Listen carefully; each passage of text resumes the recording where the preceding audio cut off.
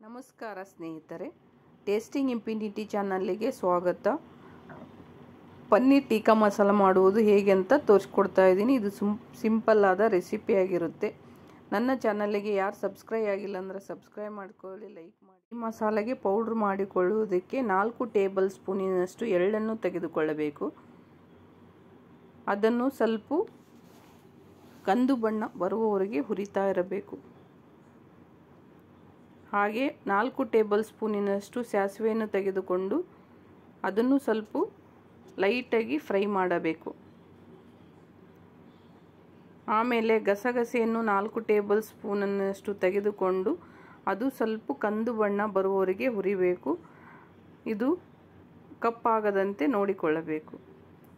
ಅರ್ಧ ಟೇಬಲ್ ಸ್ಪೂನಿನಷ್ಟು ಕಸ್ತೂರಿ ಮೇಥಿಯನ್ನು ಲೈಟಾಗಿ ಫ್ರೈ ಮಾಡಿಕೊಳ್ಳಬೇಕು. ಮಿಕ್ಸಿ ಜಾರಿಗೆ ಎಳ್ಳನ್ನು ಹಾಕಿ ಹಾಗೆ ಸಾಸಿವೆಯನ್ನು ಹಾಕಿಕೊಂಡು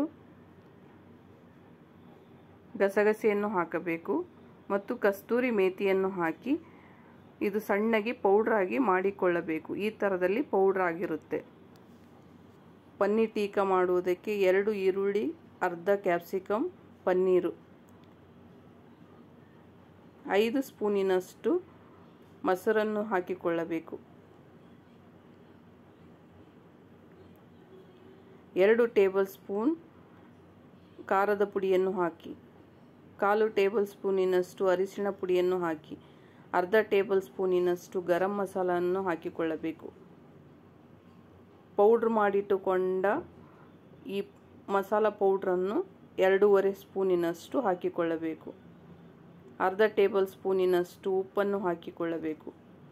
ಅರ್ಧ ಲಿಂಬೆಹಣ್ಣಿನ ರಸವನ್ನು ಹಿಂಡಿಕೊಳ್ಳಬೇಕು. 1 ಟೇಬಲ್ ಸ್ಪೂನ್ ಜಿಂಜರ್ ಗಾರ್ಲಿಕ್ ಪೇಸ್ಟನ್ನು ಹಾಕಿಕೊಳ್ಳಬೇಕು. ಇದನ್ನು ಚೆನ್ನಾಗಿ ಮಿಕ್ಸ್ ಮಾಡಿಕೊಂಡು ನೋಡಿ, ಈ ಥರದಲ್ಲಿ ಚೆನ್ನಾಗಿ ಮಿಕ್ಸ್ ಆಗಬೇಕು. ಇದಕ್ಕೆ ಕಟ್ ಮಾಡಿಟ್ಟ ಕ್ಯಾಪ್ಸಿಕಮ್ ಹಾಗೂ ಈರುಳ್ಳಿಯನ್ನು ಹಾಕಿಕೊಂಡು ಚೆನ್ನಾಗಿ ಮಿಕ್ಸ್ ಮಾಡಬೇಕು. ನೋಡಿ, ಈ ಥರದಲ್ಲಿ ಮಿಕ್ಸ್ ಮಾಡಬೇಕು. ಇದಕ್ಕೆ 1-2 ಪೀಸ್ ಪನ್ನೀರನ್ನು ಹಾಕಿ ಚೆನ್ನಾಗಿ ಮಿಕ್ಸ್ ಮಾಡಿಕೊಳ್ಳಿ. ಹಾಗೆ 1 ದೊಡ್ಡ ಟೊಮೆಟೊವನ್ನು ತೆಗೆದುಕೊಂಡು ಕಟ್ ಮಾಡಿ ಅದನ್ನು ಇದಕ್ಕೆ ಹಾಕಿ ಚೆನ್ನಾಗಿ ಮಿಕ್ಸ್ ಮಾಡಿ.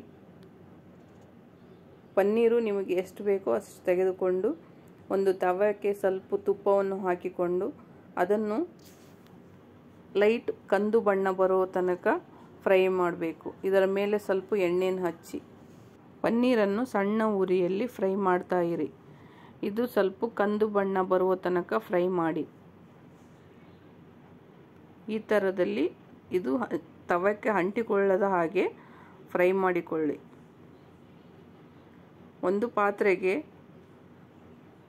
4-5 ಟೇಬಲ್ ಸ್ಪೂನಿನಷ್ಟು ಎಣ್ಣೆಯನ್ನು ಹಾಕಿ 1 ಟೇಬಲ್ ಸ್ಪೂನ್ ತುಪ್ಪವನ್ನು ಹಾಕಿ ಎಣ್ಣೆ ಚೆನ್ನಾಗಿ ಬಿಸಿ ಆದ ಮೇಲೆ ಇದಕ್ಕೆ ನಾವು ಮಿಕ್ಸ್ ಮಾಡಿಟ್ಟುಕೊಂಡ ಮಸಾಲವನ್ನು ಎಣ್ಣೆಗೆ ಹಾಕಿಕೊಳ್ಳಬೇಕು. ಈ ಪನ್ನೀರ್ ಮಸಾಲ ರೆಸ್ಟೋರೆಂಟಿನಲ್ಲಿ ಇರುವ ಥರನೇ ಟೇಸ್ಟಿಯಾದ ಹೋಮ್ ಮೇಡ್ ರೆಸಿಪಿ ಆಗಿರುತ್ತೆ. ಇದನ್ನು ಚೆನ್ನಾಗಿ ಮಿಕ್ಸ್ ಮಾಡಿಕೊಳ್ಳಿ.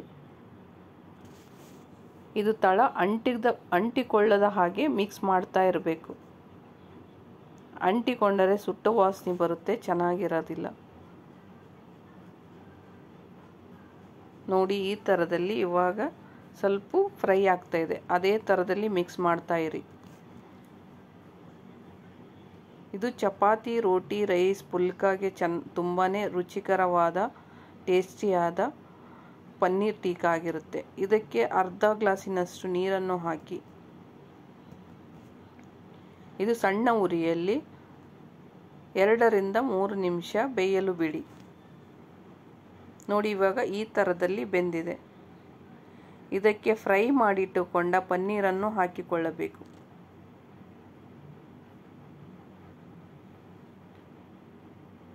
ಪನ್ನೀರನ್ನು ಹಾಕಿಕೊಂಡು ಅದನ್ನು ಚೆನ್ನಾಗಿ ಮಿಕ್ಸ್ ಮಾಡ್ತಾ ಇರಿ. ಹಾಗೆ ಮೊದಲು ಹೇಳಿದ ಹಾಗೆ ತಳ ಹತ್ತದ ಹಾಗೆ ಮಿಕ್ಸ್ ಮಾಡ್ತಾ ಇರಬೇಕು. ಗ್ಯಾಸನ್ನು ಸಣ್ಣ ಉರಿಯಲ್ಲಿಟ್ಟು ಬೇಯಿಸಬೇಕು. 1/4 ಗ್ಲಾಸಿನಷ್ಟು ನೀರನ್ನು ಹಾಕಿ 5 ನಿಮಿಷ ಬೇಯಲು ಬಿಡಿ. ಇವಾಗ ತುಂಬಾ ರುಚಿಕರವಾದ ಪನ್ನೀರ್ ಟೀಕಾ ಮಸಾಲ ರೆಡಿಯಾಗಿದೆ. Thank you and subscribe please friends.